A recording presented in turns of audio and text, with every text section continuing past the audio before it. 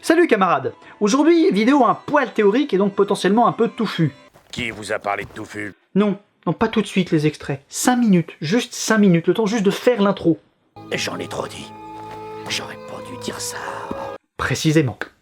Avant de vous bassiner pendant les mois à venir avec les croisades, puisque c'est totalement ce qui va se passer, il va bien falloir que je définisse la notion de croisade, afin d'en comprendre l'origine, les objectifs, les motivations, les composantes, les notions juridiques et théologiques qui l'encadrent, mais aussi les défauts qui nous permettront d'expliquer l'échec de certaines d'entre elles. Et cette définition, elle nous permettra de connaître suffisamment le concept afin de reconnaître ce qui est une croisade et ce qui n'en est pas une. Je vous renverrai ici à chaque vidéo traitant d'une croisade spécifique afin de voir si elle colle à la définition qu'on va tenter de donner aujourd'hui. Ou non. Alors ok, je peux vous paraître un tout petit peu chipoteur, puisqu'historiquement, on va jusqu'à attribuer ce terme à une quinzaine d'expéditions entre le 7e et le 15e siècle. Ok. Mais, si je vous dis que le terme de croisade, il date uniquement du 15e siècle, ça remet un tout petit peu en cause cette facilité de définition, non? Non. Si. Générique.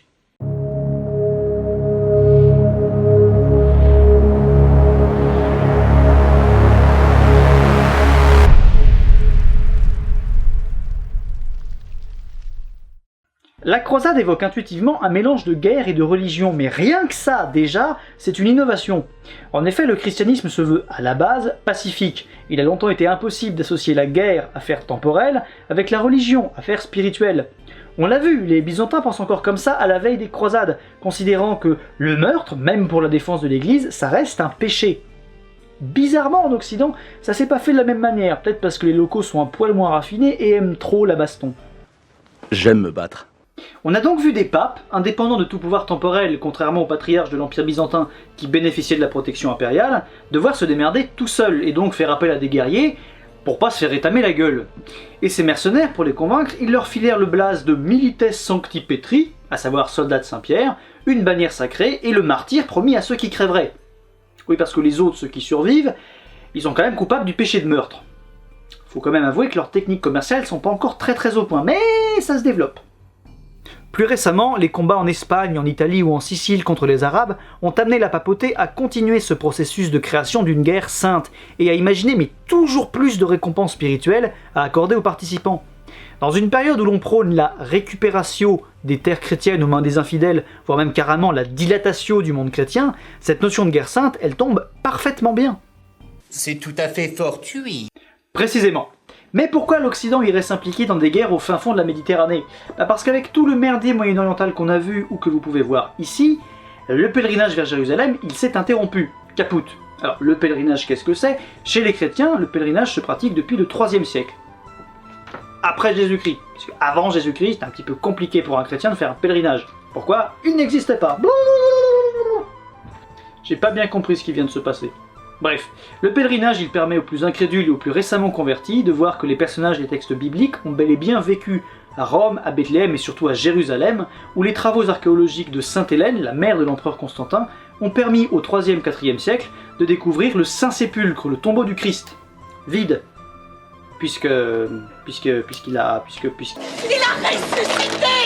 Il a ressuscité! Depuis que la ville sainte est passée aux mains des musulmans en 638, le tourisme continue très bien. Pardon, le pèlerinage continue très bien. Sauf que ça s'est gâté, notamment avec le calife Fatimide al-Hakim qui, à moitié dingue, a fait détruire au début du XIe siècle le Saint-Sépulcre, avant de persécuter les chrétiens et les juifs et de se faire proclamer lui-même Dieu. Voilà, ce qui d'ailleurs donne naissance à la secte des Druzes. Et son petit coup de gueule sorti de nulle part contre les chrétiens et leur sanctuaire, même si ça s'est tassé ensuite et qu'on a reconstruit le Saint-Sépulcre, ça a quand même fait sérieusement baliser les Occidentaux. Non mais t'as déjà vu ça? En pleine paix. Il chante et puis il craque un bourre-pif. Mais il est complètement fou ce mec. Mais moi les dingues je les soigne. Alors ok, en voyant la longueur du voyage, les obstacles, les objectifs finaux, on pouvait comprendre que ça lave les péchés et que ça élève l'âme du pèlerin solitaire. Mais de là à se faire plumer et se faire rétamer la gueule parce que les routes étaient plus assez sûres à cause du merdier local, fallait quand même pas charrier. Du coup, on s'est mis à organiser des pèlerinages beaucoup plus massifs, parfois plusieurs milliers de pèlerins, voire carrément des pèlerinages armés au 10e, 11e siècle.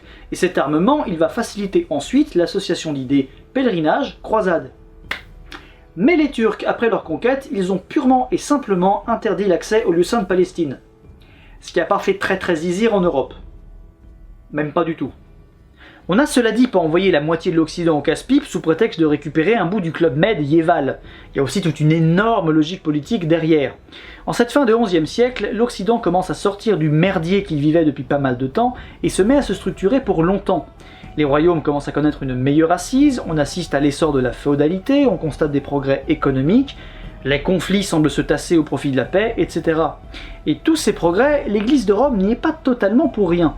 Elle a entamé depuis peu une série de réformes, les réformes grégoriennes, du nom du pape Grégoire VII. Ces réformes, auxquelles les curtons songent depuis quelque temps, elles visent à imposer l'Église comme puissance politique plus en phase avec les choses de ce monde. Elles cherchent aussi à centraliser le pouvoir religieux, que ce soit avec les évêchés, les abbayes, les monastères qui se multiplient en Occident, mais aussi avec les églises d'Orient qui sont schismatiques depuis 1054, à savoir séparées de celles de Rome et rejetant l'autorité de celle-ci. En gros, elles boudent.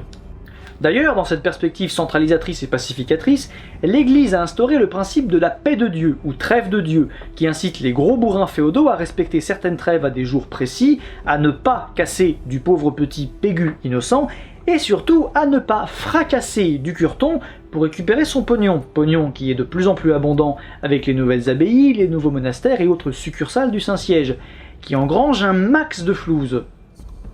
En imposant cette notion de trêve de Dieu en Occident, et plus tard en suscitant la croisade en Orient, on a supposé que le pape cherchait à se poser comme arbitre suprême de la chrétienté.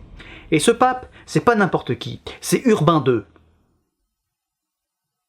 Un pape très poli, très urbain. Et puis surtout, il avait des grosses cojones, bien pendantes. Bah oui, c'est normal, c'est l'habitat urbain. Allez, elle est pas si mauvaise. Si? C'était pas mauvais, c'était très mauvais. Voilà, exactement. Gna. Ce cher Urbain, pape depuis 1088, il a beau avoir cette idée d'expédition en Orient dans le crâne comme Grégoire VII avant lui, elle est pas facile à mettre en œuvre, malgré le contexte favorable, à savoir Europe pacifiée, Église écoutée et Moyen-Orient explosé. Mais quand même, il va préparer ses arguments et le 27 novembre 1095, ayant rassemblé à Clermont en Auvergne un concile, une sorte d'assemblée religieuse, grosse assemblée religieuse, il va prêcher ce qui sera plus tard la première croisade, et qui pour le moment n'est que peregrinatio. Et le croisé il est désigné comme cruce signatus. On sait pas exactement ce qu'il a dit, bien qu'il ait fait un tabac, ça on le verra la prochaine fois, mais on sait qu'il a abordé quelques points essentiels. D'abord, il faut libérer les frères chrétiens d'Orient. Alors c'est vrai qu'entre la branlée de Manzikert en 1071, les lieux saints bloqués par les Turcs, et la demande de renfort d'Alexis Ier, l'empereur byzantin, il y a déjà de quoi faire. Mais pour convaincre les lascars européens d'aller crever la gueule ouverte à l'autre bout du monde pour la seule gloire de l'Église, en laissant tous leurs biens derrière eux sans défense, va peut-être falloir leur promettre plus que le statut de mercenaire aux gonzes. Du coup, on va leur accorder la protection de leurs biens par l'Église pendant leur absence, mais surtout la rémission de leurs péchés, un peu comme on l'a vu avec la guerre sainte en Espagne, mais en mieux. T'y vas, tu crèves, t'es un martyr, c'est bien, mais si tu survis, on te lave de tous tes péchés. Et cette notion d'indulgence, puisque c'est comme ça qu'on l'appelle, elle est renforcée par deux choses. D'abord le pèlerinage pénitentiel que représente un tel voyage, et surtout son objectif final, Jérusalem. Alors sur Jérusalem, les historiens s'engueulent, parce qu'on sait pas vraiment si le pape en a parlé à Clermont ou pas du tout. On peut supposer qu'il l'a fait, puisque dans les lettres qu'il a écrites ensuite pour motiver les seigneurs et les grouillots, il en a parlé. Mais le problème, c'est que Fouché de Chartres, le seul chroniqueur à avoir été au concile et avoir participé à la croisade, il n'en parle pas. Mais s'il n'en parle pas, c'est parce qu'il écrit ses mémoires pour le compte de Baudouin de Boulogne, l'un des croisés qui est devenu le premier roi de Jérusalem, mais qui n'a pas participé à la libération de Jérusalem. Donc en soi, il n'a pas réalisé son vœu de croisé. Donc c'est pas tellement à son avantage de rappeler ça. On a donc un contexte de réforme, de stabilité européenne et de merdier oriental, un pape motivé et inspiré, la notion de libération des frères chrétiens d'Orient, la notion de guerre sainte, la notion d'indulgence, la notion de pèlerinage pénitentiel, l'objectif de Jérusalem et la participation des laïcs, toute origine sociale, tout sexe et tout âge confondus. Et selon Alain de Murger, éminent médiéviste, tout ça définit la croisade. Alors évidemment, la notion va évoluer en fonction des nécessités du temps et du public auquel on s'adresse, et la définition juridique et théologique va s'affiner grâce à 7 conciles différents, avec toutes les dérives que ça va pouvoir occasionner. Rachat du vœu de croisade, bureaucratie corrompue, détournement d'argent, tout ça. Ça, c'est pour moi. Mais pour le moment, c'est sur ces éléments qu'elle repose. Et c'est là qu'Alain de Murger vient utiliser une comparaison que je trouve franchement géniale. Dans un monde d'intellectuels purs et durs qui aiment se goberger de termes compliqués et inaccessibles au grand public, il vient nous expliquer que la croisade est faite de tous ces éléments, comme la mayonnaise est faite d'un bol, d'une cuillère en bois, d'un jaune d'œuf, de moutarde et d'huile. Si. Et donc globalement, de la même manière que si tu fous simplement de la moutarde et de l'huile dans un bol, tu n'as pas de la mayonnaise, et ben c'est pareil pour la croisade. S'il n'y a pas tous ces éléments, tu n'as pas une croisade. Et les papes, en abusant du concept de croisade, ont totalement dénaturé celle-ci. J'adore ce mec. C'est pour ça qu'on ne peut pas, selon Alain de Murger, appeler les reconquêtes byzantines qu'on a vues des pré-croisades, ou que les croisades dans les pays baltes, ou encore contre les hérétiques albigeois ou les hérétiques hussites, ne peuvent être vues comme telles. Et qu'à l'inverse, les croisades populaires, qu'on oppose aux croisades des barons, opposition que d'ailleurs Alain de Murger préfère appeler croisade spontanée, croisade organisée, elles sont parfois beaucoup plus proches de l'esprit de la première croisade que ne l'ont été plein d'autres croisades mieux organisées et mieux encadrées par la suite. Mais ça, on en recausera le moment venu, et on s'arrête là pour aujourd'hui, en précisant quand même un dernier petit truc. La grosse carence dans tout ce très beau programme et tout ce bel enthousiasme, c'est que nulle part on n'avait prévu ce qu'il devait advenir des territoires libérés. Il aurait peut-être fallu y penser avant. Une idée. Comme ça. C'est parti pour le plan que je ne prévois jamais à l'avance et que je fais totalement en live. Donc, merci à tous pour avoir suivi cette vidéo jusqu'au bout, enfin tous ceux qui l'ont suivi jusqu'au bout du coup. Un grand merci à tous ceux qui participent dans les commentaires et sur les réseaux sociaux. Je constate que le concept Hérodothèque, donc la dernière vidéo sur Samarcande, vous a un peu plu, puisqu'il y en a quand même pas mal qui m'ont conseillé plein de romans historiques que j'ai déjà commencé à acheter ou que j'ai trouvé par hasard et que je ne manquerai pas de lire parce que j'adore ça, donc un grand merci à vous aussi. Un immense merci à tous ceux qui me donnent de l'argent sur le site Tipeee, ou par là, je ne sais pas encore où je vais le mettre, c'est moi qui décide pendant le montage, peut-être que je vais mettre là et là. Donc un grand merci à ceux qui font ça pour moi, parce que c'est très agréable de voir qu'il y a des gens qui s'impliquent vraiment dans la vie de la chaîne, ça me touche énormément. Vous êtes de plus en plus nombreux, si vous en avez l'envie, et surtout si vous en avez les moyens, vous pouvez le faire à votre tour. Que vous dire de plus? Je vais vous laisser avec les crédits habituels, dire que tout ce que vous voulez savoir c'est dans la description et un petit peu dans le générique de fin. Un générique modeste certes, camarades salut.